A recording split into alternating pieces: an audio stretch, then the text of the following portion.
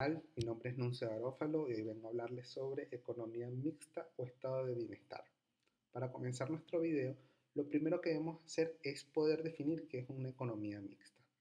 Pues bien, la economía mixta es un sistema de organización económica donde participan tanto el sector privado como el sector público.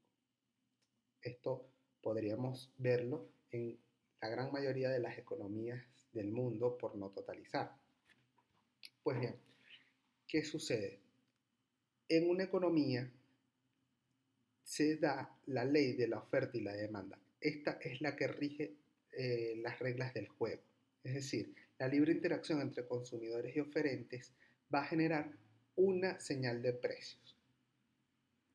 Este tipo de economías libres generalmente tienden a tener fallas.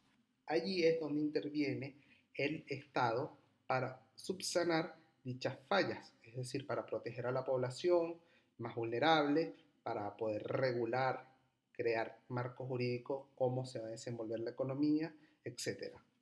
Tenemos algunos precedentes, como en el año 1929, cuando ocurre la Gran Depresión en los Estados Unidos, una de las crisis más fuertes que ha tenido la humanidad a lo largo de la historia.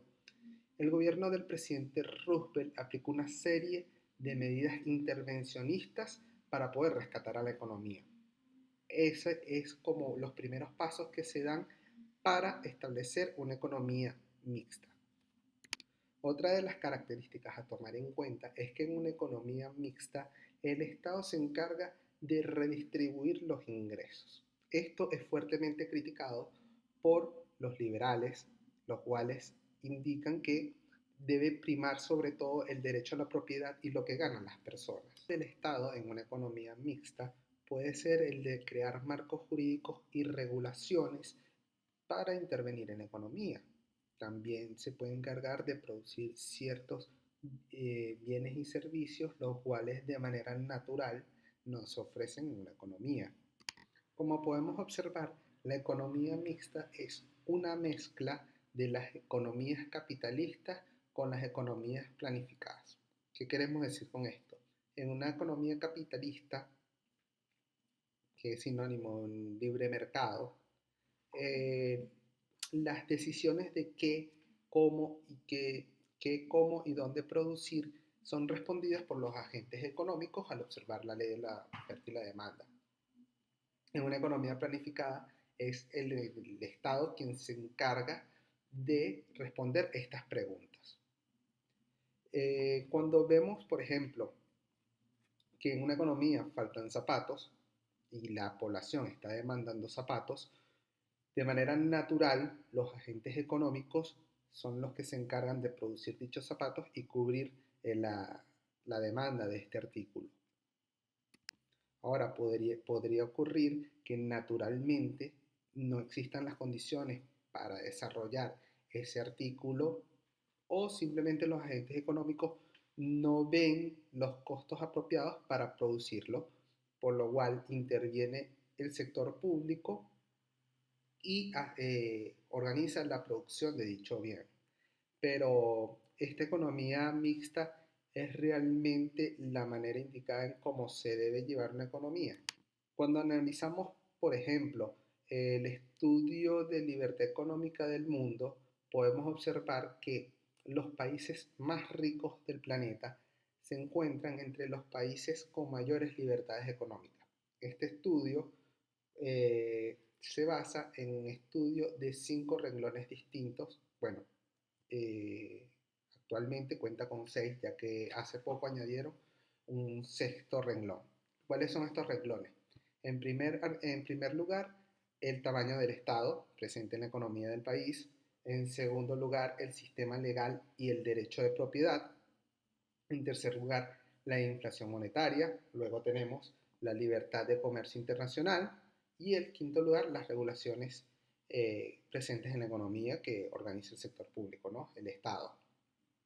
El sexto renglón que se incorporó hace poco es el del derecho legal a las cuestiones de género. Pues bien, este estudio abarca a más de 162 países. ¿Qué podemos observar en los resultados? Los países mejor calificados son Hong Kong en primer lugar, en segundo lugar Singapur, luego tenemos a Nueva Zelanda, Suiza y Estados Unidos. Luego, en los países con menor calificación podemos ver países africanos como República Democrática del Congo, Zimbabue, República del Congo, Argelia, Irán, Angola, Libia, Sudán y de último Venezuela. ¿Qué nos arrojan los datos de este estudio? Pues bien, las naciones con mayor libertad económica tienen un PIB per cápita de promedio de $44.000, en contra de $5.000 que tienen el cuartil más bajo. Eso nos da una diferencia de 8 veces las economías libres. En cuenta es el ingreso promedio del 10% de la población más vulnerable o pobre. En los países libres, el ingreso promedio de esta parte de la población fue de $12.000, en contraparte de 1.558 contra los países más pobres. Entonces, como podemos observar, la libertad económica está muy ligada al bienestar económico de un país. Es decir, a menor presencia del Estado, podemos ver cómo los países son más prósperos. ¿Por qué se puede dar esta situación? Pues bien, como todos sabemos, cuando un Estado es muy intervencionista dentro de una economía, pueden suscitar una serie de errores como que el Estado caiga en el populismo, donde realiza políticas solamente para poder gobernar dicho país sin importarle realmente las condiciones en las que se encuentra la población. Como podemos observar, Venezuela se encuentra en el estudio de libertad económica en la última posición y es un gobierno muy populista y intervencionista. También otro caso a resaltar podría ser Argentina al día de hoy, Cuba, muchos países donde la presencia del Estado es realmente fuerte y preocupante. Me gustaría resaltar el rol del Estado en el aspecto de la redistribución de los ingresos de la población.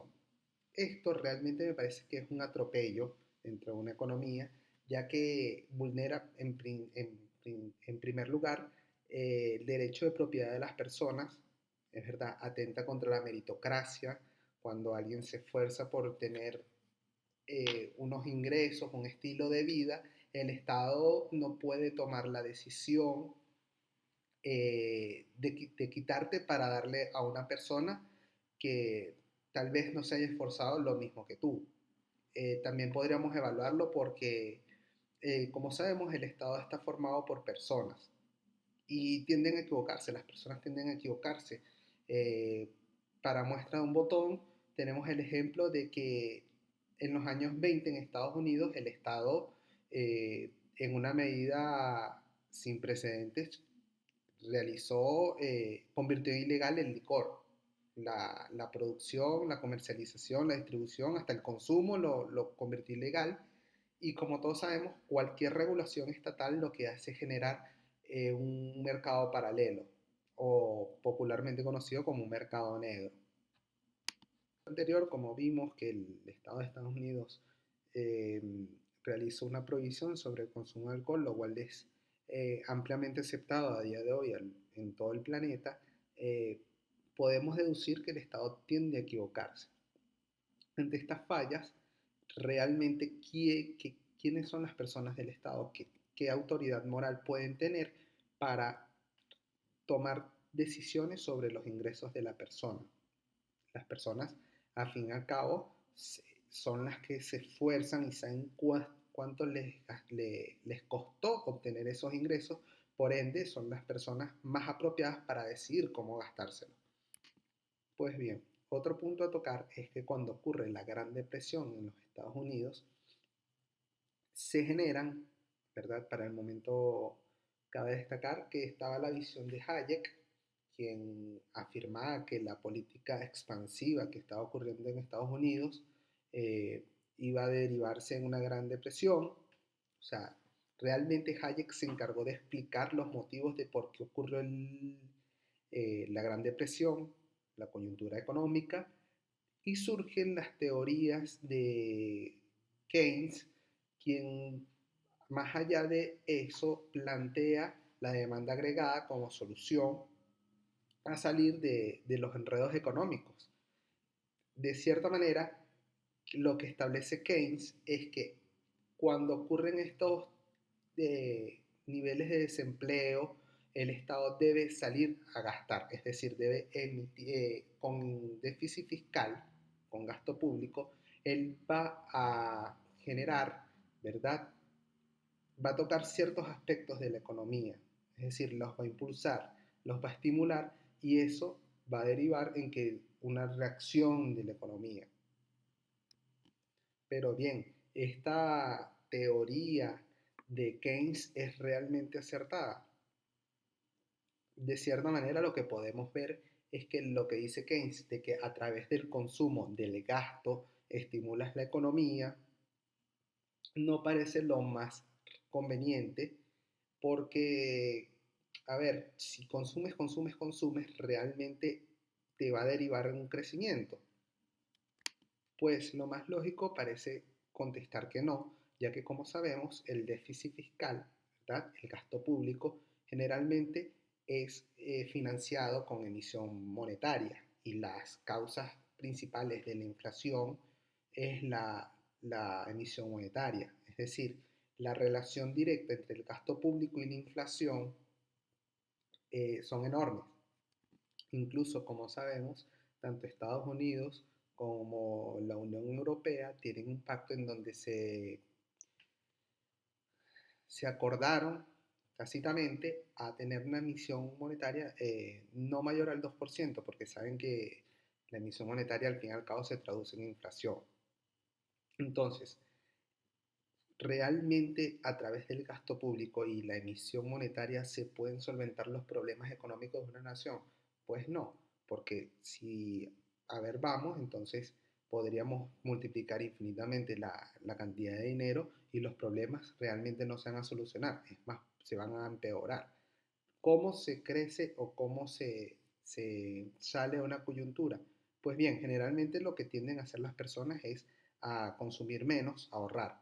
El ahorro, como todos sabemos, lleva a la inversión, porque para poder invertir necesitas unos ahorros. Y es la única manera como la humanidad ha visto que puede crecer realmente y en economía.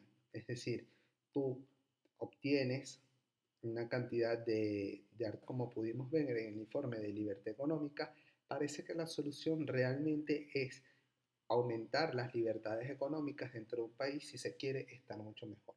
Ha sido todo por el día de hoy. Hasta luego.